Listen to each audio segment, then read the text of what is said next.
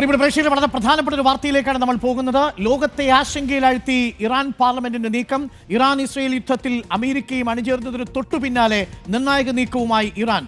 Hormuz കടലിടുക്ക് അടയ്ക്കാൻ Iran ഒരുങ്ങുന്നതായി report. Person ഗൾഫിനെയും Oman ഗൾഫിനെയും തമ്മിൽ ബന്ധിപ്പിക്കുന്ന ഹോർമൂസ് കടലിടുക്ക് അടച്ചാൽ അത് 40% എണ്ണക്കപ്പലുകളുടെ ഗതാഗതത്തെയും ബാധിക്കും. ഇറാൻ തീരുമാനം എണ്ണ വിപണിയിൽ കടുത്ത ആശങ്ക സൃഷ്ടിക്കും. അതിനിടെ ഇറാനിലെ അമേരിക്കൻ ആക്രമണത്തെ അപലപിച്ച് ചൈനയും രംഗത്തെത്തിയിരിക്കുന്നു. സായ്കുമാറുണ്ട് കൂടുതൽ വിവരങ്ങളുമായി. സായ്കുമാർ, നിർണായക നീക്കമാണ് ഇറാൻ പാർലമെന്റ് ഇപ്പോൾ നടത്തുന്നത്. ഹോർമൂസ് കടലിടുക്കിൽ ഇനി കപ്പൽ ഗതാഗതം ഉണ്ടാകില്ല എന്ന മട്ടിലാണ് കാര്യങ്ങളുടെ പോക്ക്. നിർണായക നീക്കമാണോ ഇറാൻ നടത്തുന്നത്? ആശങ്കയിലാണോ? തീർച്ചയായും ഡോക്ടർ അരുൺകുമാർ, ആശങ്കപ്പെടുത്തുന്ന വിവരങ്ങൾ തന്നെയാണ്. ഇപ്പോൾ ഇറാൻ മാധ്യമങ്ങൾ തന്നെ പുറത്ത് പറയുന്ന ഒരു പ്രധാനപ്പെട്ട കാര്യം, പാർലമെന്റ് ഇക്കാര്യത്തിൽ ഹോർമുസ് കടലിടുക്ക് അടയ്ക്കാനുള്ള തീരുമാനത്തിന് അംഗീകാരം നൽകിക്കഴിഞ്ഞു. അന്തിമ തീരുമാനം ഇതിന് ഉത്തരവായി പുറത്തിറങ്ങണമെങ്കിൽ പരമോന്നത നേതാവായ ആയത്തുള്ള അലി ഖമേനി ആ തീരുമാനം പ്രഖ്യാപിക്കണം. അത് മാത്രമേ ഇനി ബാക്കിയുള്ളൂ. ബാക്കി പാർലമെന്റ് പൂർണ്ണമായും ഏകാഭിപ്രായത്തോടുകൂടി ഇക്കാര്യത്തിൽ അംഗീകാരം നൽകിയിരിക്കുന്നു എന്നുള്ള റിപ്പോർട്ടാണ് ഇപ്പോൾ പ്രസ് ടിവി ഇറാൻ മാധ്യമങ്ങളെ ഉദ്ധരിച്ചുകൊണ്ട് ഇപ്പോൾ റിപ്പോർട്ട് ചെയ്യുന്നത്. ആ തീരുമാനം നടപ്പിലാവുകയാണെങ്കിൽ അത് വളരെ പ്രധാനപ്പെട്ട ഒരു നീക്കമായിരിക്കും. ഇങ്ങനെ സംഘർഷം ഉണ്ടാകുമ്പോഴൊക്കെ ഇറാൻ എന്നും ലോകരാജ്യങ്ങളെ ഭീഷണിപ്പെടുത്താറുള്ളത് ഇക്കാര്യം പറഞ്ഞുകൊണ്ട് തന്നെയാണ്. 2024 സമാനമായ ഒരു ഭീഷണി ഇറാന്റെ ഭാഗത്തു നിന്നുണ്ടായിരുന്നു. നിലവിൽ അമേരിക്ക കൂടി യുദ്ധത്തിൽ പങ്കാളിയായതോടുകൂടി ഇറാനെ എടുത്തുപയോഗിക്കാൻ കഴിയുന്ന ഏറ്റവും പ്രധാനപ്പെട്ട അവരുടെ അതായത് 20-21 ദശലക്ഷം ബാരൽ എണ്ണ ഈ കടലിടുക്കിലൂടെ ഓരോ ദിവസവും കടന്നു പോകുന്നതാണ്. ലോകത്തെ പ്രതിദിന ഉപഭോഗത്തിന്റെ ഏകദേശം 1/5 വരും അത്. അപ്പോൾ ഇവിടെ നിന്നുള്ള ഏത് തടസ്സവും അത് ലോകമെമ്പാടുമുള്ള ഊർജ്ജ വിപണികളെ ഏത് തരത്തിലായിരിക്കും പിടിച്ചു കുലുക്കാൻ പോകുന്നത്? പതിറ്റാണ്ടുകളോളം രാഷ്ട്രീയ ഭീഷണിയും പ്രോക്സി യുദ്ധങ്ങളും ഒക്കെ നടന്നപ്പോഴും അടയ്ക്കുമെന്ന് പറയുന്നതല്ലാതെ ഇങ്ങനെ ഒരു തീരുമാനത്തിലേക്ക് ഇറാൻ കടക്കുന്നത് നമ്മൾ ഈ ആധുനിക ചരിത്രത്തിൽ കണ്ടിട്ടുമില്ലല്ലോ. തീർച്ചയായും അതുതന്നെയാണ്. മുൻപ് പലതവണ ഇറാൻ ഭീഷണിപ്പെടുത്തിയിട്ടുണ്ടെങ്കിലും നിലവിലെ സാഹചര്യത്തിൽ അവർ ആ കടുത്ത തീരുമാനത്തിലേക്ക് പോവുകയാണ്. നിലവിൽ 3 ഓപ്ഷൻ ഇറാന് മുന്നിലുണ്ട്. ഒന്നുകിൽ അമേരിക്കയെ നേരിട്ട് ആക്രമിക്കുക, അല്ലെങ്കിൽ അവരുടെ സേനാവിന്യാസത്തെ ആക്രമിക്കുക. അത് കുറെ കൂടി കടുത്ത തിരിച്ചടികൾ ഉണ്ടാകും എന്ന് ഇറാൻ ഒരുപക്ഷെ ആശങ്കപ്പെടുന്നുണ്ടാകും. നിലവിൽ ഏറ്റവും വേഗത്തിൽ അവർക്ക് എടുക്കാൻ കഴിയുന്ന ഒരു തീരുമാനം എന്നുള്ള രീതിയിൽ അവർ ഈ ഹോർമുസ് കടലിടുക്ക് അടയ്ക്കുകയാണ്. അങ്ങനെയാണെങ്കിൽ ഗൾഫ് രാഷ്ട്രങ്ങളിൽ നിന്നുള്ള എണ്ണ വ്യാപാരം, മറ്റു രാജ്യങ്ങളിലേക്കുള്ള എണ്ണ സഞ്ചാരം അത് പൂർണ്ണമായി നിൽക്കും. അങ്ങനെയാണെങ്കിൽ നമ്മളുടെ എല്ലായിടത്തും, ലോകത്തെല്ലായിടത്തും എണ്ണവില കുതിച്ചു വരും. അതായത് എണ്ണവില മാത്രമല്ല, വലിയ സാമ്പത്തിക പ്രതിസന്ധിയും ഉണ്ടാക്കുന്ന ഒരു രൂപത്തിലേക്ക് അത് മാറുകയാണ്. സായ്കുമാർ, ഇതൊരു സമ്മർദ്ദ തന്ത്രമായി കണ്ടുകൂടെ? തീർച്ചയായും പലതവണ ഇറാൻ ഇത് എടുത്തുപയോഗിച്ചിട്ടുള്ള ഒരു ആയുധം കൂടിയാണ്. അമേരിക്ക ഇടപെട്ടപ്പോൾ തന്നെ ഖത്തർ ആദ്യം പറഞ്ഞ പ്രധാനപ്പെട്ട കാര്യവും അത് തന്നെയാണ്. അതായത് ഊർജ്ജ മേഖലയിൽ അതിഗുരുതരമായ പ്രതിസന്ധിയിലേക്ക് അമേരിക്കയുടെ ഈ ഇടപെടൽ പോകും എന്നുള്ളൊരു മുന്നറിയിപ്പ് ആദ്യം തന്നെ ഖത്തർ ഈ വിഷയത്തിൽ നൽകിയതുമാണ്. ഇതിൻ്റെ ദൂഷ്യവശം അല്ലെങ്കിൽ ഇതിൻ്റെ പ്രത്യാഘാതം ആദ്യം തിരിച്ചറിഞ്ഞതും ഗൾഫ് രാജ്യങ്ങൾ തന്നെയാണ്. അതുകൊണ്ടാണ് അവർ പലവട്ടം ഒരു മധ്യസ്ഥ ശ്രമത്തിന് പോലും ശ്രമിച്ചത്. വലിയൊരു യുദ്ധത്തിലേക്ക് ഇത് പോകരുത്, അങ്ങനെ പോവുകയാണെങ്കിൽ ഇത് പശ്ചിമേഷ്യയിൽ മാത്രമല്ല ലോകത്തിൻ്റെ ആകെ സാമ്പത്തിക പ്രതിസന്ധിയെ, ഊർജ്ജ ലഭ്യതയൊക്കെ വലിയ രീതിയിൽ ബാധിക്കാനിടയാക്കും.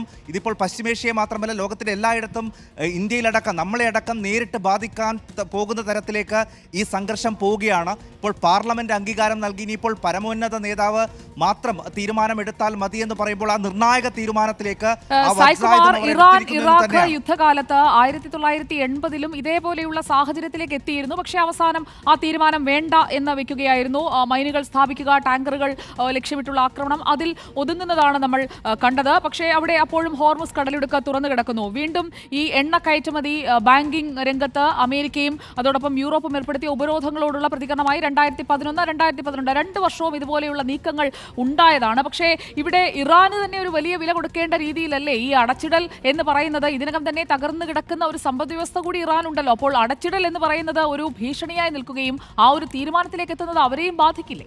തീർച്ചയായും അങ്ങനത്തെ ഒരു പ്രതിസന്ധി അവർക്ക് മുന്നിലുണ്ട്. സ്വാഭാവികമായും ഇതൊരു സമ്മർദ്ദതന്ത്രമാണ് എന്ന് നമുക്ക് ഈ ഘട്ടത്തിൽ പറയാമെങ്കിലും നിലവിലെ സാഹചര്യം എന്നുള്ളത് സുജയ, അമേരിക്ക നേരിട്ട് ആക്രമിച്ച ഒരു സാഹചര്യം, അവരുടെ പ്രധാനപ്പെട്ട ആണവ നിലയങ്ങൾ പോലും തകർക്കപ്പെട്ട ഒരു സാഹചര്യം, വലിയ നാശനഷ്ടമുണ്ടായ ഒരു സാഹചര്യം, അവരുടെ പ്രോക്സി സംഘടനകളെല്ലാം ഒരു പ്രതിരോധത്തിന് പോലും തയ്യാറാകാൻ കഴിയാതെ അശക്തരായി നിൽക്കുന്ന ഒരു സാഹചര്യം. അങ്ങനെയാണെങ്കിൽ ഇപ്പോൾ തങ്ങൾ വരച്ച വരയിലേക്ക് ഈ പറയുന്ന ലോകരാജ്യങ്ങളെ കൊണ്ടുവരാൻ അവർക്ക് മുന്നിലുള്ള ഒരു പ്രധാനപ്പെട്ട ആയുധം എന്നുള്ളത് ഈ പാത അടയ്ക്കുക എന്നുള്ളതാണ്. ആ ഒരു തീരുമാനത്തിലേക്ക് അവർ എത്തുന്നുവെങ്കിൽ ഒരു കടുത്ത നിലപാട് ഇപ്പോൾ റഷ്യയും ചൈനയും ഒക്കെ ഇപ്പോൾ ഏറ്റവും ഒടുവിൽ ചൈനയുടെ ഒരു പ്രതികരണം കൂടി വിഷയത്തിൽ വന്നിട്ടുണ്ട് എന്നുള്ളത് നമ്മൾ പറയണം. നിശിതമായ അമേരിക്കയെ വിമർശിക്കുകയാണ് ചൈന.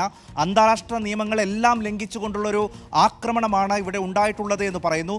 റഷ്യയിലേക്ക് നാളെ ഇറാൻ വിദേശകാര്യമന്ത്രി പോവുകയാണ്. അപ്പോൾ സ്വാഭാവികമായും ഒരുപക്ഷെ ഇങ്ങനെയൊരു സമ്മർദ്ദ തന്ത്രം അവർ നടത്തണമെങ്കിൽ ചൈനയുടെയും റഷ്യയുടെയും ഒക്കെ ഒരു കാര്യം കൂടി, ഈ ഹോർമൂസ് കടലിടുക്ക് കുപ്പിക്കഴുത്ത് പോലൊരു സ്ഥലം, ഒരു വശത്ത് UAE, മറുവശത്ത് ഇറാൻ, തൊട്ട് താഴെയാണെങ്കിൽ ഒമാൻ.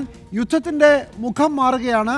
അങ്ങോട്ടും ഇങ്ങോട്ടും യുദ്ധം ചെയ്യാൻ ഗൾഫ് രാജ്യങ്ങളെ കേന്ദ്രീകരിച്ചുകൊണ്ട് അമേരിക്കയ്ക്ക് ആക്രമണം നടത്തേണ്ടി വരും. ഇറാൻ ആണെങ്കിൽ യുദ്ധം ഇറാന്റെ തന്നെ മറ്റൊരു സ്ഥലത്തേക്ക് നീക്കുകയാണ്. പ്രധാനപ്പെട്ട ലക്ഷ്യം മറ്റ് ഗൾഫ് രാജ്യങ്ങളെ കൂടെ സമ്മർദ്ദത്തിലാക്കുക. കുവൈറ്റ് അടക്കമുള്ള മുഴുവൻ രാജ്യങ്ങൾക്കും അവരുടെ എണ്ണ വിൽപ്പന നടത്തണമെങ്കിൽ ഇതുവഴിയേ പറ്റൂ. മുഴുവൻ ഗൾഫ് രാജ്യങ്ങളിലെയും സമ്മർദ്ദത്തിലാക്കുക എന്നതുകൂടി ഇതിനകത്തുണ്ടോ?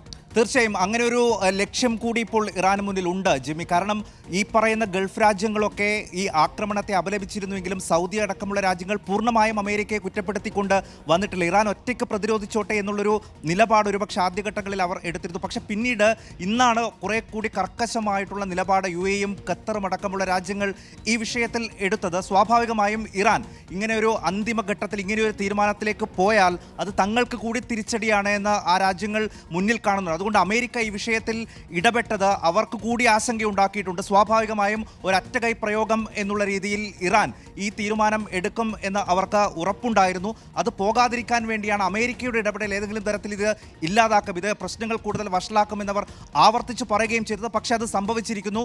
2 ആഴ്ച കഴിഞ്ഞ് തീരുമാനമെടുക്കൂ എന്ന് പറഞ്ഞ ട്രംപ് ആ വാക്കുമാറ്റി കഴിഞ്ഞ ദിവസം രാത്രി ആക്രമണം നടത്തുകയും ചെയ്തു. സ്വാഭാവികമായും ഇറാൻ ആ തീരുമാനത്തിലേക്ക് പോകും. ഇനി കുറെ കൂടി രാജ്യങ്ങളൊക്കെ വലിയ സമ്മർദ്ദം ഇറാന് മേൽ ചുമത്തേണ്ടി വരും. അങ്ങനെയാണെങ്കിൽ ഇറാൻ പറയുന്ന കാര്യങ്ങൾ ഈ രാജ്യങ്ങൾക്കൊക്കെ കേൾക്കേണ്ടി വരും.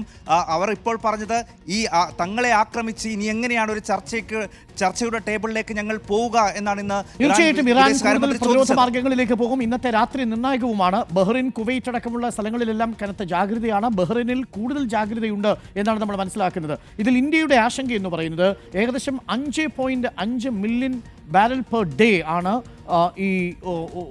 ഈ പറയുന്ന സ്ട്രെയിറ്റ് ഓഫ് ഹോർമൂസിലൂടെ പേർഷ്യൻ രാജ്യങ്ങളിൽ നിന്നായി നമുക്ക് ലഭിക്കേണ്ടത്. 5.5 മില്യണിൽ 2 million per barrel per day ആണ് നമുക്ക് ലഭ്യമാകേണ്ടത്. ഏകദേശം പാതിയോളം വരുന്നത് ഈ പേർഷ്യൻ രാജ്യങ്ങളിൽ നിന്ന് ഹോർമൂസ് കടലിടുക്ക് വഴിയാണ്.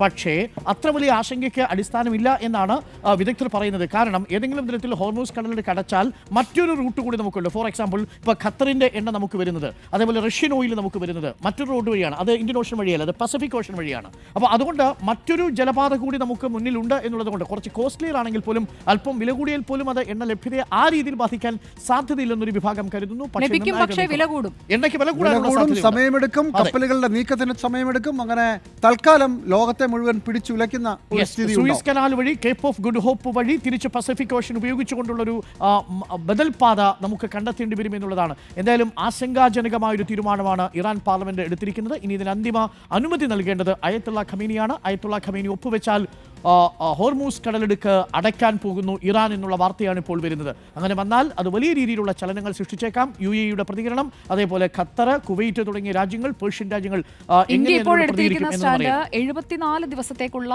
എണ്ണ സംഭരണത്തിലുണ്ട്. അതുകൊണ്ട് നിലവിൽ വലിയ ആശങ്കയില്ല എന്നതാണ്. അതെ, ഗ്യാസിനെ അത് ബാധിക്കില്ല. ഈ പേർഷ്യയിൽ നിന്നുള്ള എണ്ണയെ മാത്രമാണ് അത് ബാധിക്കുന്നത്. അത് 2 മില്യൺ ബാരൽ പെർ ഡേ എന്ന നിലയിലാണ് ഹോർമൂസ് കടലിടുക്ക് വഴി വരുന്നത്. നമുക്ക് ആ വാർത്തയുടെ കൂടുതൽ വിശദാംശങ്ങളിലേക്ക് വരാം. അന്തിമ തീരുമാനം ഇറാൻ എടുക്കുന്ന ഘട്ടത്തിൽ.